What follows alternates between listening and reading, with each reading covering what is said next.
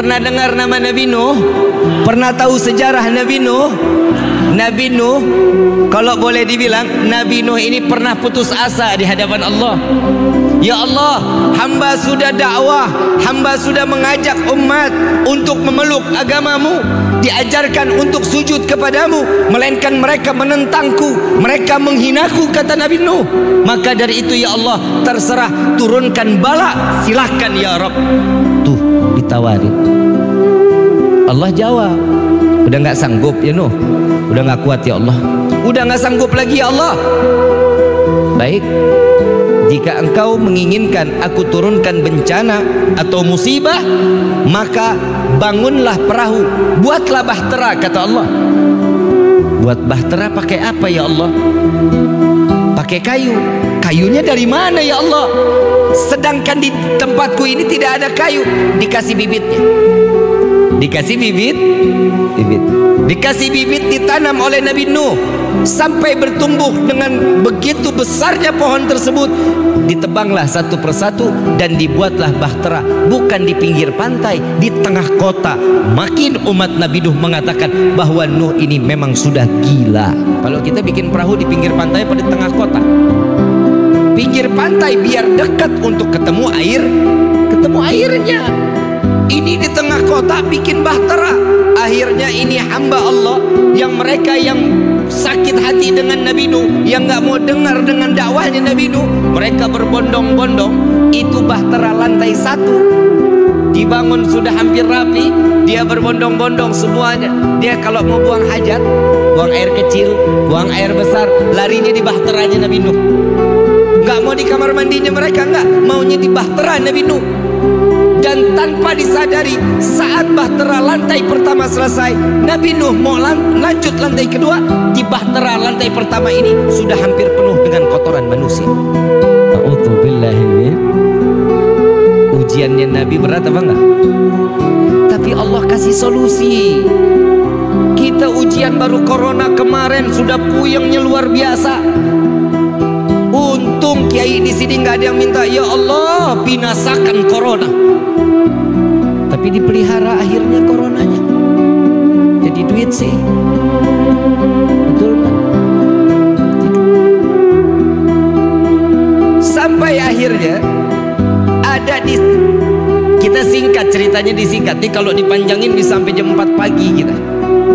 Saat dimana Nabi Nuh ini kotoran sudah penuh, ada satu orang lumpuh, ada satu orang lumpuh keluar dari rumah. Ini kalau model punya tetangga kayak begini kita apain, kita nggak paham ini.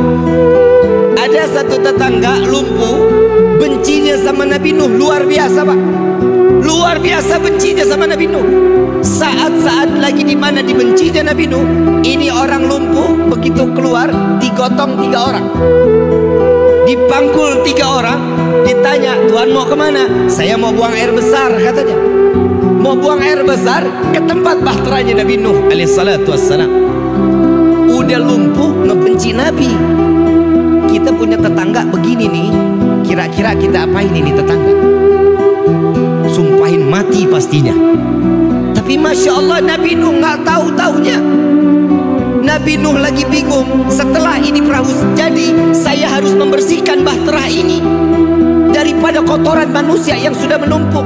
Nabi Nuh bingung mau ngebangun sendiri, umatnya juga sampai banyak, harus ngebersihin kotoran lagi sendiri. Dia pasrah sama Allah, ya Allah hamba pasrahkan diri hamba kepadamu ya Allah.